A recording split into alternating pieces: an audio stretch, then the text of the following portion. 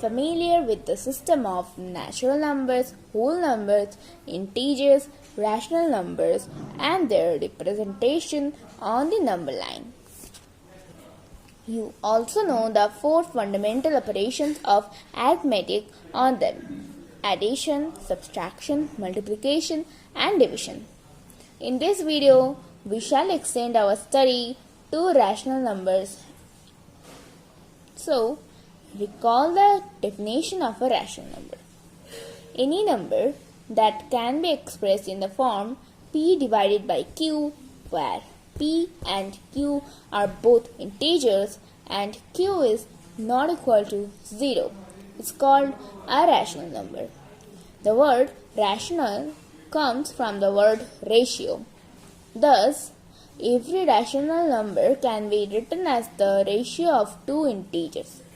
Note that every integer, positive, negative, or 0, can be written in the form p by q, where q is equal to 1. For example, 5 is equal to 5 divided by 1. Minus 7 is equal to minus 7 divided by 1. 0 is equal to 0 divided by 1.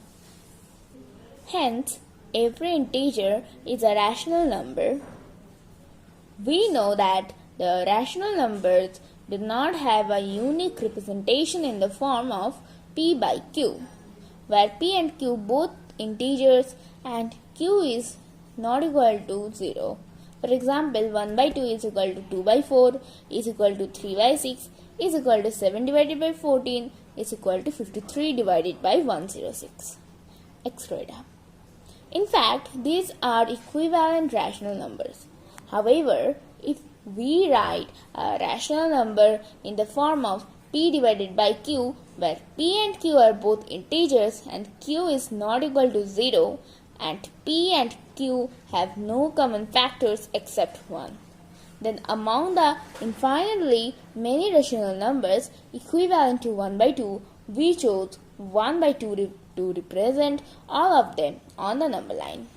Thus, a rational number can be uniquely expressed as p divided by q, where p and q are both integers, q is not equal to 0, and p and q have no common factors except 1. That is, p and q are coprime.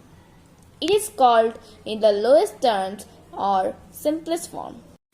Recall the representation of natural numbers, whole numbers, integers, and rational numbers on the number line. Let L be a straight line which extends endlessly on both sides. Mark the positive direction to the right by an arrow weight.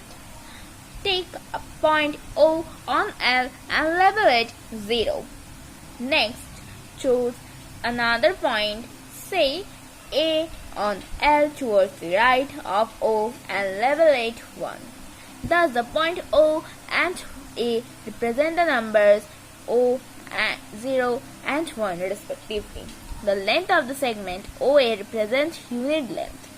Now, mark points on L to the right of A at unit length intervals and label these 2, 3, 4. Similarly, mark points on L to the left of O at unit length intervals and label them -1, -2, -3, -4 shown in figure. Thus, every integer has been represented by one and only one point on the line L. Next, we consider the representation of natural number on the line L.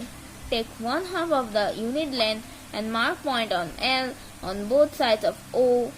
These points will represent the numbers 1 by 2, 2 by 2, 3 by 2 and -1 by 2, -2 by 2, -3 by 2 shown in figure.